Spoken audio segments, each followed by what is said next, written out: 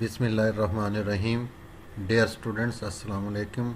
उम्मीद है आप खैरियत से होंगे।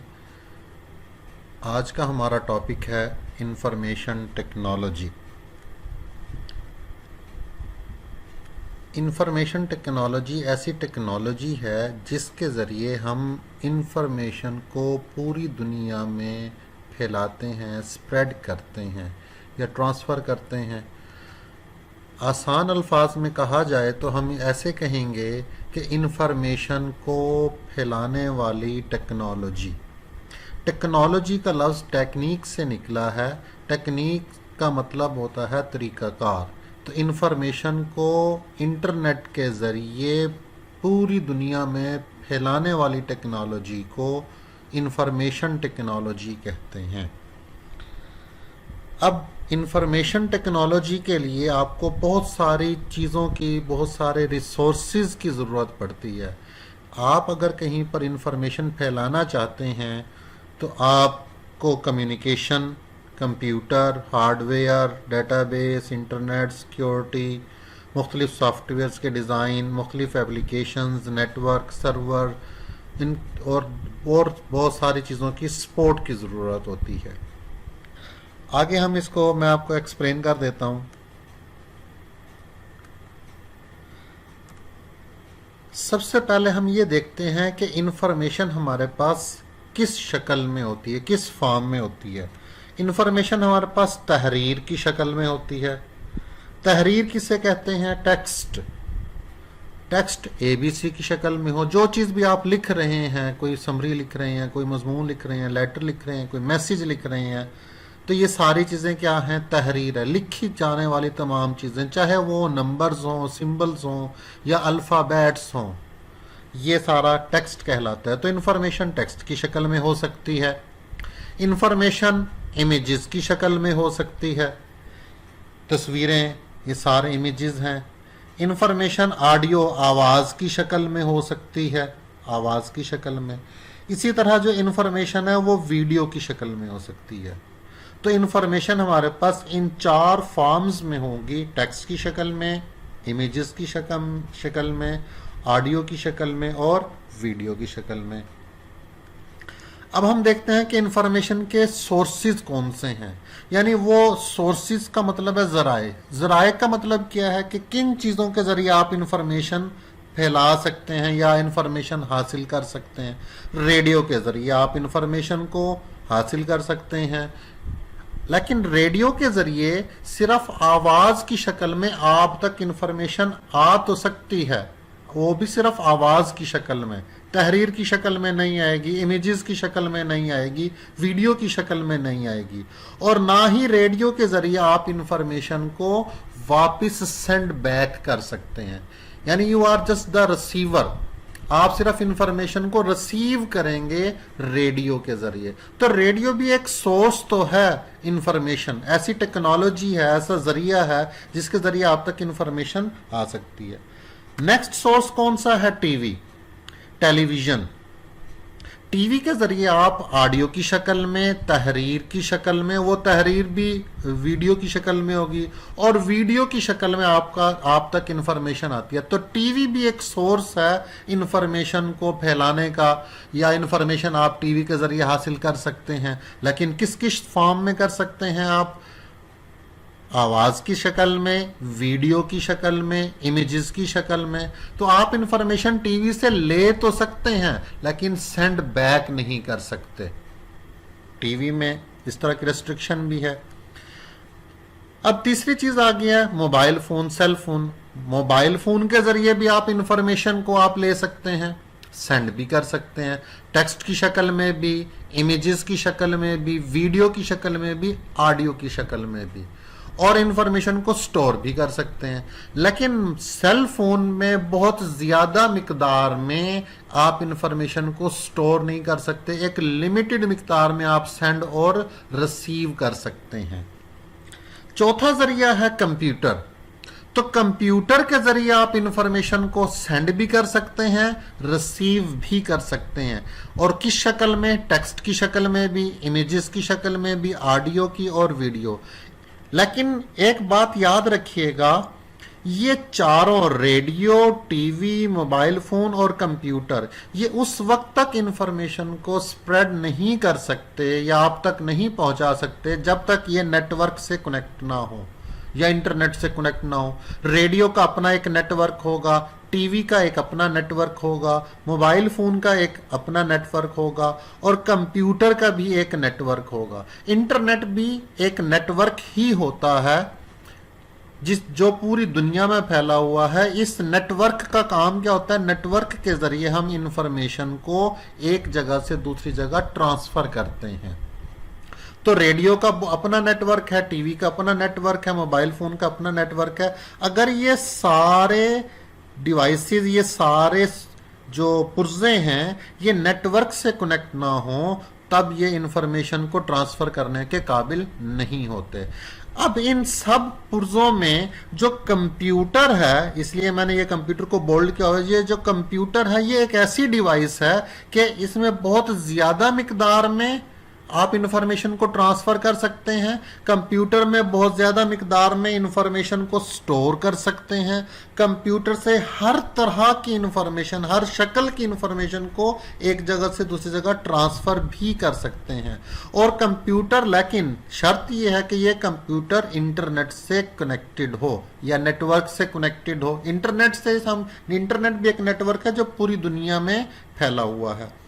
तो इन सब में जो सबसे बड़ा सोर्स हुआ वो कंप्यूटर हुआ। तो हम यूं कह लें कि कंप्यूटर और इंटरनेट की मदद से इंफॉर्मेशन को पूरी दुनिया में फैलाया जाता है। इस तरीकाकार को हम इंफॉर्मेशन टेक्नोलॉजी कहेंगे। इस टेक्नोलॉजी यानी कंप्यूटर और इंटरनेट की मदद से, इंटरनेट क्या है? High speed communication link provide करता है और कंप्यूटर हाई स्पीड कंप्यूटिंग की फैसिलिटी प्रोवाइड करता है।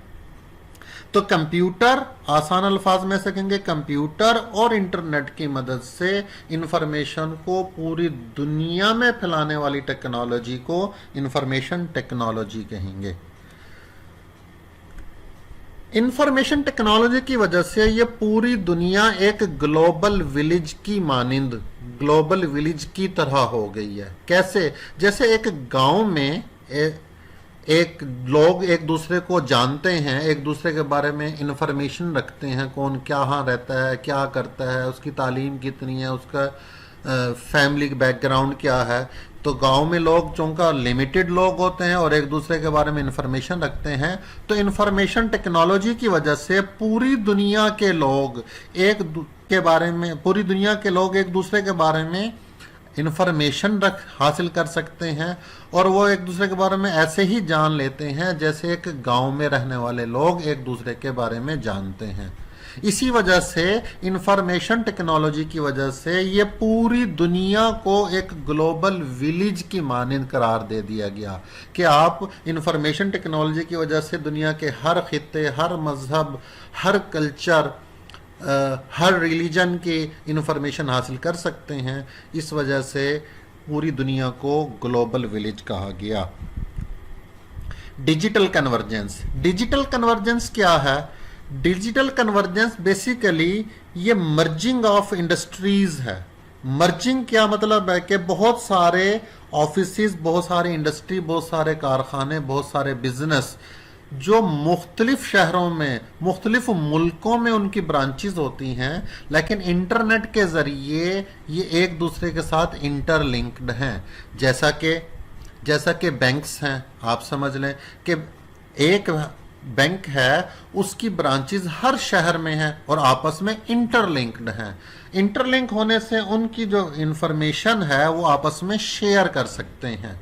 इसी तरह मुख्तलिफ, जैसे पेप्सी का ब्रांड है या बहुत बड़े बड़े ब्रांड्स हैं जो पूरी दुनिया में जिनके ब्रांचेस मौजूद हैं और वो क्या है, आपस में इंटरलिंक्ड हैं। इंटरनेट के जरिए, कंप्यूटर और इंटरनेट के जरिए आपस में लिंक्ड हैं और एक दूसरे के साथ इंफॉर्मेशन को शेयर कर रहे हैं और अपना कारोबार, अपना बिजनेस जो है वो चला रही हैं। तो इस प्रोसेस को कि तमाम ऑफिसेज और इंडस्ट्रीज इलेक्ट्रॉनिकली एक दूसरे के साथ मिले हुए हैं, मर्ज हुए हैं, तो इस सारे अमल को हम डिजिटल कन्वर्जेंस कहते हैं।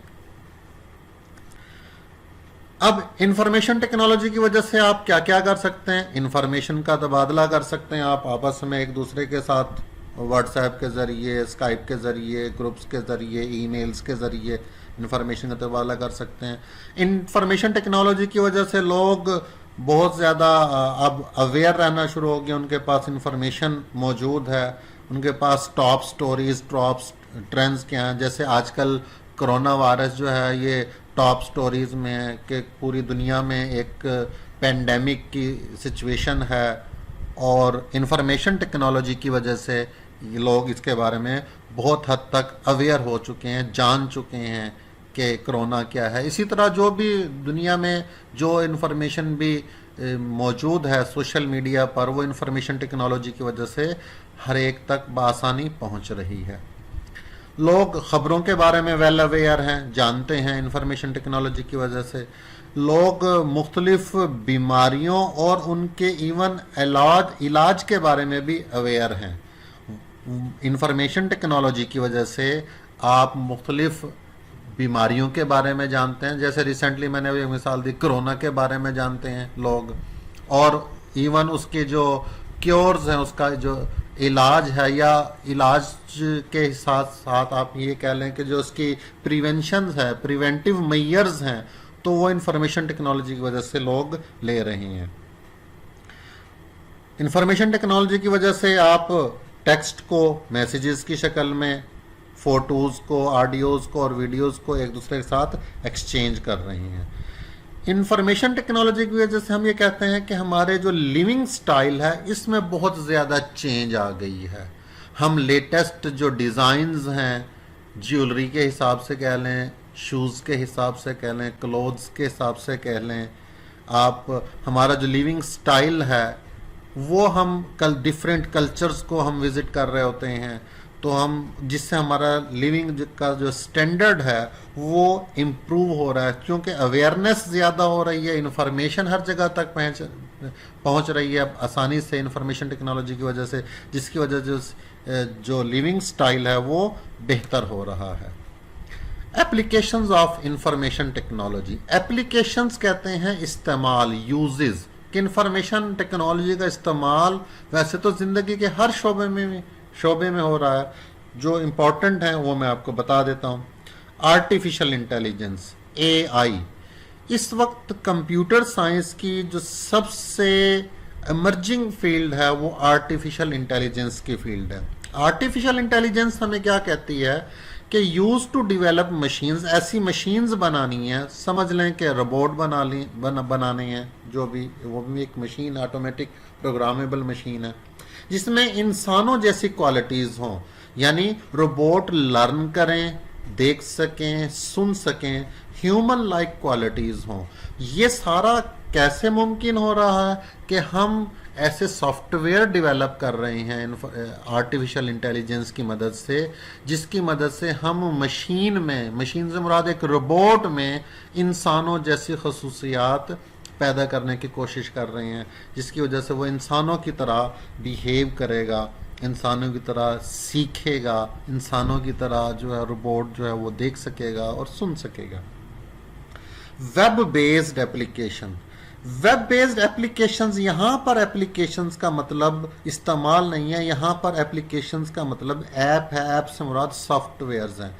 वेब बेस्ड का मतलब क्या है? ऐसे सॉफ्टवेयर जो इंटरनेट की मदद से चलाए जाते हों उनको वेब बेस्ड, चाहे वो वेबसाइट हो, चाहे वो फेसबुक हो, चाहे कोई ऐप है जैसे व्हाट्सएप है, जैसे इंस्टाग्राम है, जैसे फेसबुक है, इस तरह की जितनी भी ऐप्स हैं जो इंटरनेट की मदद से चलती हैं उनको, तो ऐसे सॉफ्टवेयर जो इंटरनेट की मदद से काम कर रहे होते हैं उनको वेब बेस्ड एप्लीकेशंस कहते हैं। ई कॉमर्स, ई कॉमर्स का मतलब होता है, ई से मुराद होता है इलेक्ट्रॉनिक, कॉमर्स कहते हैं तिजारत को, इलेक्ट्रॉनिक तिजारत। अब इलेक्ट्रॉनिक तिजारत का मतलब, तिजारत क्या होती है? Buying and selling of goods, goods को खरीदना, यानी अशिया, गुड्स कहते हैं अशिया को की खरीदो फरोख्त, एंड सर्विसेज, और खिदमात की खरीदो फरोख्त। सर्विसेज क्या होती हैं? जैसे मैं आपको ये कहता हूँ कि आप किसी डॉक्टर के पास जाते हैं, खुदा न खास्ता कोई बीमार हो जाए, डॉक्टर के पास जाता है तो डॉक्टर से आप उसकी सर्विसेज खरीद रहे होते हैं। इसी तरह कोई टीचर किसी इदारे में पढ़ा रहा होता है तो वह टीचर वहाँ पर अपनी खिदमात दे रहा होता है, कोई अशिया नहीं बेच रहा होता, उसके सैलरी के इवज पे के बदले में वो बेच के आ रहा होता है, अपनी सर्विसेज दे रहा होता है। तो न सिर्फ अशिया की खरीदो फरोख्त होती है, खिदमात की खरीदो फरोख्त, सर्विसेज की खरीदो फरोख्त भी होती है। और अगर ये खरीदो फरोख्त कंप्यूटर और इंटरनेट की मदद से की जाए, यानी इलेक्ट्रॉनिकली की जाए, तो ऐसी खरीदो फरोख्त को हम कहेंगे ई कॉमर्स।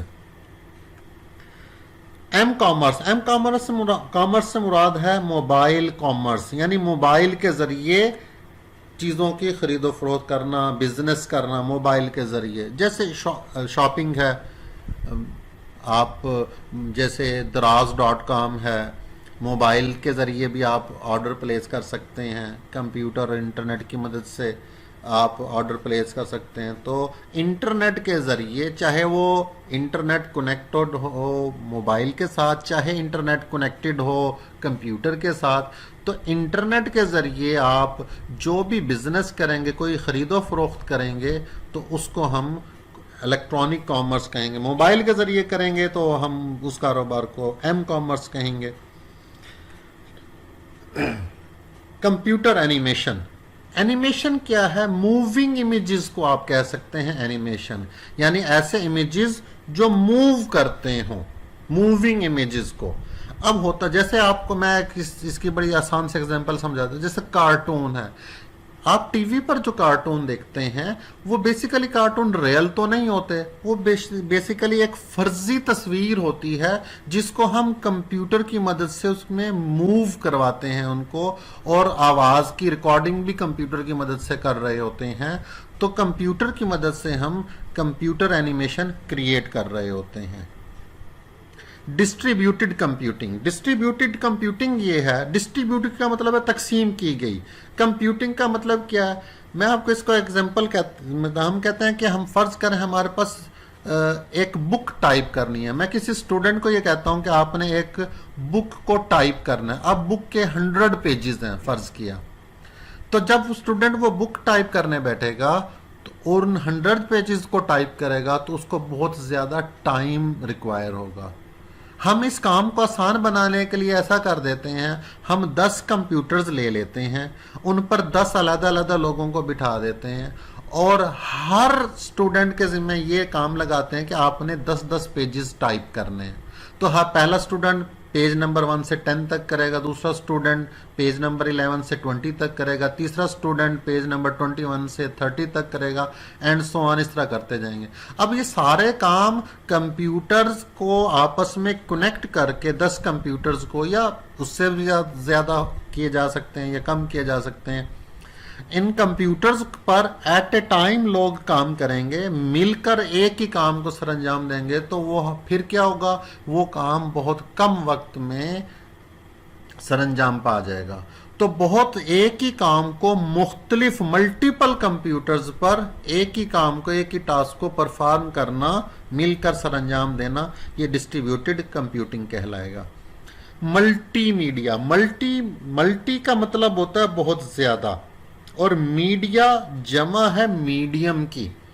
मीडियम किसे कह रहे हैं? यानी इंफॉर्मेशन की शक्ल। मीडियम, टेक्स्ट भी मीडियम है, ऑडियो भी मीडियम है, आवाज यानी इमेजेस भी मीडियम है, इसी तरह वीडियो भी मीडियम है। तो इन सारी चीजों के कॉम्बिनेशन को हम कहेंगे मल्टीमीडिया, यानी text, images, animation, audio, video, इन सारी चीज यानी इंफॉर्मेशन इन तमाम फॉर्म्स में होगी, टेक्स्ट की फॉर्म में होगी, इमेजेस की फॉर्म में होगी, एनिमेशन की फॉर्म में होगी, ऑडियो, इन सारी चीजों को मिला लें तो ये बन जाता है मल्टीमीडिया। हाइपर मीडिया, हाइपर का लफ्ज यहां पर जो है वो हाइपरलिंक से है। हाइपरलिंक से मुराद है कि ये मीडिया, ये टेक्स्ट, ये डिफरेंट फाइल्स की शक्ल में होगा और ये फाइल्स आपस में क्या होंगे? एक दूसरे से कनेक्टेड होंगे। यहां पर हाइपर का मतलब जो है वो लिंक को जाहिर कर रहा है। हाइपर का मतलब है लिंक।